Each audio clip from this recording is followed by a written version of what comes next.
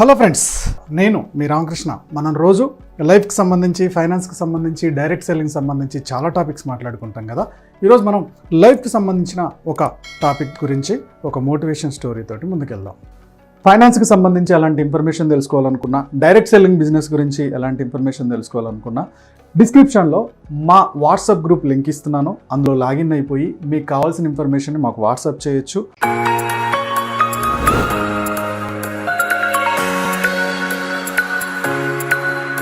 ఒక ఎడారిలో ఒక ఇద్దరు పర్సన్స్ ఒక 20 ఒంటెలతోటి ప్రయాణం చేస్తున్నారంట.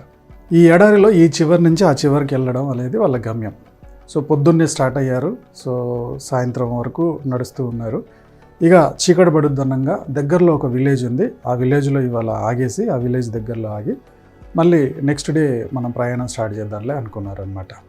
సాయంత్రం అయింది. ఆ రోజు ఆ విలేజ్లో వాళ్ళు స్టే చేద్దాం అనుకున్నారు. సో తీరా ఆ ఒంటెల్ని కట్టేయడానికి ఒక తాళ్ళు కావాలి కదా, అవి ఎత్తుక్కున్నారు. సో 20 ఒంటెలకు గాను అవి కట్టేయడానికి వీళ్ళ దగ్గర 10 తాళ్ళే ఉన్నాయి. సో ఏం చేద్దాం, 10 తాళ్ళే ఉన్నాయి కదని 10 ఒంటెల్ని కట్టేశారు. తర్వాత ఊర్లో పెద్ద మనిషి దగ్గరికి వెళ్ళారనమాట. అయ్యా, మేము పలానా ఊరు నుంచి పలానా ఊరికి జర్నీ చేస్తున్నాము. సో మధ్యలో చీకటి పడింది, ఇవాళ నైట్ ఇక్కడ మీ ఊరు చివరిలో ఉండి సో మార్నింగ్ వెళ్ళిపోదాం అనుకున్నాము. అయితే మాకు చిన్న సమస్య వచ్చింది. ఈ ఒంటెల్ని కట్టేయడానికి మా దగ్గర తాళ్ళు లేవు. 10 తాళ్ళు ఉన్నాయి, అవి కట్టేసాం. మీ దగ్గర ఉన్న తాళ్ళు ఉంటే కొంచెం ఇవ్వగలుగుతారా అంటే అక్కడ ఇక్కడ ఎతికి వాళ్ళు ఒక 5 తాళ్ళు ఇచ్చారు. ఇంతే దొరికాయి అని చెప్పి అన్నారు. అయ్యా, మరి మిగిలిన 5 సంగతి ఏంటి? ఇప్పుడు 5 ఇటుకి కడతాము, మరి ఇంకొక 5 వెళ్ళిపోతాయేమో అని అంటే ఆ ఊరు పెద్ద మనిషి ఒక ఐడియా ఇచ్చాడంట. మీరు ఒక పని చేయండి, ఇప్పుడు ఈ ఉన్న 5 తాళ్ళతోటి వాటిని కట్టేయండి. ఇంకొక 5 తాళ్ళు లేని ఏవైతే ఉన్నాయో ఆ ఒంటెల దగ్గరికి వెళ్ళి మీరు తాడుతో కడితే ఎలా కడతారో అలా యాక్టింగ్ చేయండి. మీరు జస్ట్ దానికి తాడు కట్టినట్టు, దాన్ని తీసుకెళ్ళి దగ్గరలో ఉన్న చెట్టుకు కట్టినట్టు, లేదా ఒక చిన్న కర్రకు కడతారు కదా మీరు, ఆ కర్రకు కట్టినట్టు మీరు యాక్టింగ్ చేయండి 5 ఒంటెలకి అని చెప్పారంట. ఏం కాదంటారా అని చెప్పి వీళ్ళు అడిగారంట. ఏం కాదు, అవి ఎక్కడికి పోవు, మీరు కంగారు పడాల్సింది ఏం లేదు. అది ఎక్కడికన్నా పోతే నన్ను వచ్చి అడగండి, ఎందుకంటే నా దగ్గర ఆల్రెడీ ఒంటెలు ఉన్నాయి. అయిపోయినాయి అంటే నా ఒంటెలు మీకు ఇచ్చేస్తా, మీరు వెళ్ళి కట్టండి, ధైర్యంగా వెళ్ళండి, భయపడాల్సింది ఏం లేదు అని చెప్పాడంట. సరే, ఐడియా నచ్చింది, పెద్ద మనిషి కూడా మాట ఇచ్చింది కదా అని చెప్పి వాళ్ళు వచ్చారు. సో వీళ్ళు ఏం చేశారు, తాళ్ళు లేని ఒంటెల దగ్గరికి వెళ్ళి వాటిని కట్టినట్టు చేసి, వాడి మెడ చుట్టూ తాడు కట్టినట్టు చేసి కింద ఉన్న ఆ కర్ర కట్టినట్టు చేశారనమాట. సో నైట్ అయిపోయింది. ఓకే, తెల్లారింది. తెల్లారేవరకు ఒంటెలు 20కి 20 ఉన్నాయి. తాడు కట్టినవి ఉన్నాయి, అవి అడిగిపోవు. తాడు కట్టనివి కూడా ఉన్నాయి, అవి కూడా ఎక్కడికి పోలేదు. మన ఊరు పెద్ద మనిషి ఐడియా చాలా బాగా వర్కౌట్ అయిందని చెప్పి ఇక వాళ్ళు లేచి కొంచెం బ్రేక్ఫాస్ట్ అది తయారు చేసుకొని తినేసి ఇక బయలుదేరదామని స్టార్ట్ చేశారు. బయలుదేరడానికి ముందు ఆల్రెడీ 15 తాళ్ళు కట్టినవి ఉన్నాయి కదా, అవన్నీ ఇప్పేశారు. ఇప్పి 5 ఊర్లో ఇచ్చేటివి కదా, ఆ ఊర్లో ఇచ్చే వాటి దగ్గరికి, అంటే ఎవరైతే ఆ పెద్ద మనిషి ఉన్నారో ఆ పెద్ద మనిషి దగ్గరికి వెళ్ళిపోయి ఆ తాళ్ళు ఇచ్చేసి, అయ్యా మీరు చెప్పిన ఐడియా చాలా బాగుంది, బాగా వర్కౌట్ అయింది, సో ఒంటెలు ఎక్కడికి పోలేదు, చాలా థ్యాంక్ యూ, ఇక మేము బయలుదేరుతామని చెప్పి ఊర్లో పెద్ద మనిషికి థ్యాంక్స్ చెప్పి ఇక ఒంటెల్ని తీసుకెళ్ళిపోదామని చెప్పి కదిలిస్తున్నారు. అయితే తాడుతో కట్టిన 15 ఒంటెలు కదులుతున్నాయి, లేచాయి ఇక బయలుదేరడానికి. కానీ ఏదైతే తాడు లేకుండా కట్టినట్టు యాక్టింగ్ చేసిన ఒంటెలు ఉన్నాయి కదా, ఆ ఒంటెలు ఒక్క అడుగు కూడా ముందుకేయట్లేదు. ఒక్క అడుగంటే ఒక్క అడుగు కూడా ముందుకేయట్లేదు. సో వాళ్ళు వాటిని కొట్టారు, బాగా గద్దిచ్చారు, వాటిని బలవంతంగా గుంజారు. ఎలా చేసినా సరే ఆ ఒంటెలు కదలట్లా. సో మార్నింగ్ 8 o'clock వాటిని కదిలిద్దామని ప్రయత్నం చేసిన వాళ్ళకి 10 అవుతుంది, ఇంకా అవి కదలట్లా.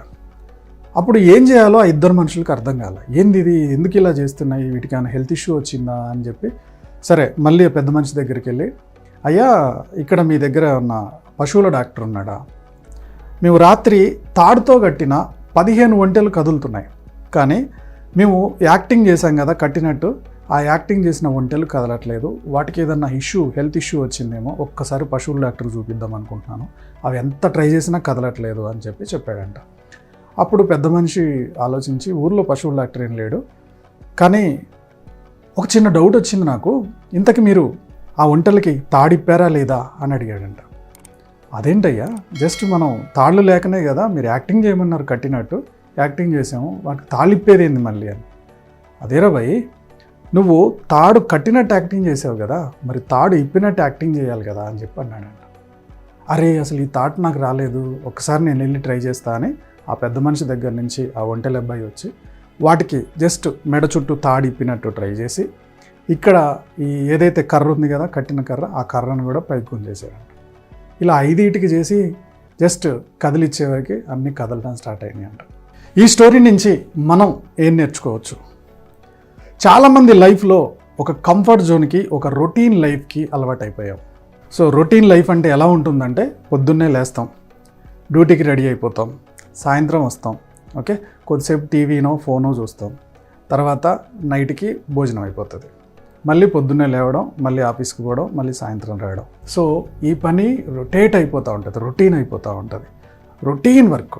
ఈ రొటీన్ నుంచి నెమ్మదిగా కంఫర్ట్ జోన్లోకి వెళ్ళిపోయాం. ఎంత కంఫర్ట్ జోన్లోకి వెళ్ళామంటే మనం వెళ్తున్న ఈ జాబ్ వల్ల లేదా మనం చేస్తున్న ఈ పని వల్ల మన అవసరాలు తీరుతున్నాయా లేదా, సడన్గా ఏమైనా ఇబ్బందులు వస్తే మనం తట్టుకోగలుగుతున్నావా లేదా అని రివ్యూ చేసుకునేంత, రీచెక్ చేసుకునేంత టైం కూడా మనకు దొరకట్లేదు. అంత బిజీ అయిపోయాం, అంత రొటీన్ లైఫ్లో పడిపోయాం. జాబ్ చేయడం తప్పనట్లేదు, కానీ ఫస్ట్ ఆ జాబ్లో మనం చెక్ చేసుకోవాల్సిన పాయింట్ ఏంటంటే మీరు చేస్తున్న ఫీల్డ్లో మీకు శాలరీ ఇంప్రూవ్ అవుతుందా లేదా, ఇది ఫస్ట్ చెక్ చేసుకోవాల్సిన పాయింట్. మీరు 5 సంవత్సరాలు, 10 సంవత్సరాలు, 20 సంవత్సరాల నుంచి చేస్తున్నారు, ఆ ఫీల్డ్లో శాలరీ మీ ఇన్ఫ్లేషన్కి తగ్గట్టు కనీసం 7% ఇన్ఫ్లేషన్ అవుతుంది కదా, ఈ 7% ఇన్ఫ్లేషన్కి తగ్గట్టు మీ శాలరీ ఇయర్లీ కనీసం 7% పెరుగుతుందా లేదా, ఇది చెక్ చేసుకోండి. ఈ రొటీన్ నుంచి మనం కొంచెం పక్కకు రావాలి. పక్కకు రావాలంటే first salary increment every year minimum 7% పెరుగుతుందా లేదా చెక్ చేసుకోవాల్సిన మొట్టమొదటి పాయింట్. ఒకవేళ 1 ఇయర్ పెరగలేదు, కరోనా వల్ల చాలా కంపెనీల్లో పెంచలేదు, మన ఖర్చులను తగ్గించుకొని ఈ శాలరీలోనే ఖర్చు పెడుతున్నావా లేదా నా అప్పు అవుతుందా, ఇదొకటి అబ్జర్వ్ చేయాలి. రెండో పాయింట్ ఏంటంటే మీ శాలరీలో మీరు 20% పక్కకి తీసేసినా సరే, సేవింగ్కి తీసేసినా సరే, మిగిలిన 80% తోటి మీ ఈఎంఐలు, మీ స్కూల్ ఫీజులు, మీ రూమ్ రెంట్లు, మీ కిరాణా సామాన్ మొత్తం ఖర్చులు వెళ్తున్నాయా లేదా, ఇది అబ్జర్వ్ చేయండి. 20% సేవింగ్స్లో ఏదైతే పక్కకు తీసాం కదా, నెక్స్ట్ స్టెప్ ఏదైతే పక్కకు తీసాం కదా, ఆ 20% సేవింగ్స్లో కనుక మీకు మీ పెన్షన్ స్కీమ్ వెళ్ళాలి, మీ పిల్లల మ్యారేజ్కి ప్లానింగ్ ఉండాలి, okay, at the same time మీ పిల్లల ఎడ్యుకేషన్ కూడా ప్లానింగ్ ఉండాలి. ఇలా ప్లానింగ్ జరుగుతుందా లేదా, మళ్ళీ లైఫ్ని రొటీన్గా తీసుకెళ్తున్నారు లేదా, రీచెక్ చేసుకోవాల్సిన అవసరం ఎంతైనా ఉంది. నెక్స్ట్ వచ్చేసి మనకి ఎమర్జెన్సీ ఫండ్ ఉందా లేదా. కనీసం మీ జీతంలో 6 నెలలకు సరిపడా ఎమర్జెన్సీ ఫండ్ ఉండాలి. ఎందుకంటే సడన్గా హెల్త్ ఇష్యూ వచ్చి ఒక 3 నెలలు జాబ్కి పోయలేకపోవచ్చు, లేదా మనకు కావాల్సిన వాళ్ళకి ఎవరికైనా హెల్త్ ఇష్యూ వచ్చినప్పుడు వాళ్ళ కోసం హాస్పిటల్స్ తిరగాల్సి రావచ్చు, ఓకే. ఇలాంటి సిచ్యువేషన్ వచ్చినప్పుడు, లేదా సడన్గా మిమ్మల్ని జాబ్ నుంచి తీసేయచ్చు, ఇలాంటి సిచ్యువేషన్ వచ్చినప్పుడు మనకి ఈ ఎమర్జెన్సీ ఫండ్ ఒక 6 నెలలు మనం టెన్షన్ లేకుండా లైఫ్ లీడ్ చేయడానికి ఉపయోగపడుతుంది. ఇలాంటి ఎమర్జెన్సీ ఫండ్ ఉందా లేదా. ఆఫీస్ నుంచి హెల్త్ కార్డు వస్తుందా రావట్లేదా, హెల్త్ ఇన్సూరెన్స్, ఒకవేళ ఆ హెల్త్ ఇన్సూరెన్స్ లేకపోతే మీ శాలరీ నుంచి ఇవన్నీ వర్కౌట్ అవ్వాలి, ఓకే. ఇవన్నీ కనుక మీ శాలరీ నుంచి సెట్ చేసుకోగలుగుతున్నారు, ఇవన్నీ పోను మీకు ఎక్స్ట్రా ఏ అప్పులు కావట్లేదు అంటే మీకు ఆ రొటీన్కి కొంచెం భిన్నంగా ఉన్నారని అర్థం.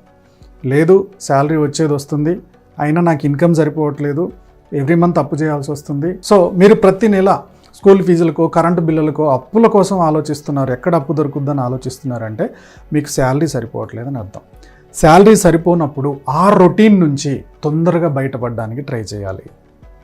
జాబ్ అయినా మారాలి, జాబ్లో అయినా ఇంప్రూవ్ అవ్వాలి. జాబ్లో ఇంప్రూవ్ అవ్వడానికి మీకు ఏం స్కిల్స్ అవసరం ఆ స్కిల్స్ నేర్చుకొని ఇంప్రూవ్ అవ్వాలి. ఒకవేళ ఆ జాబ్ కంఫర్ట్గా ఉంది, దాంట్లో నుంచి ఇమీడియట్గా బయటికి రాలేమన్నప్పుడు పార్ట్ టైంలో సంపాదించడం అయినా నేర్చుకోవాలి.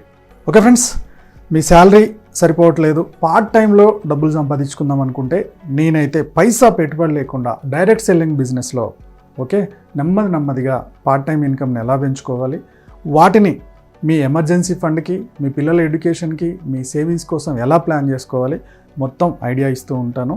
దాని గురించి ఇంకా ఇన్ఫర్మేషన్ కావాలనుకుంటే డిస్క్రిప్షన్లో వాట్సాప్ గ్రూప్ లింక్ ఇస్తున్నాను, ఆ లింక్లో లాగిన్ అయ్యి మీరు అడ్మిన్కి మెసేజ్ పెట్టండి, సార్ నేను డైరెక్ట్ సెల్లింగ్ బిజినెస్ ఇన్ఫర్మేషన్ కోసం వచ్చాను అని చెప్పి అడ్మిన్ మీకు ఆన్సర్ ఇస్తారు, మీకు ట్రైనింగ్ ప్రొవైడ్ చేయడానికి ట్రై చేస్తారు. ఓకే ఫ్రెండ్స్, ఈ స్టోరీ మీకు నచ్చింది అనుకుంటున్నాను. నచ్చినట్టయితే లైక్ చేయండి, కామెంట్ చేయండి, షేర్ చేయండి. Go self made.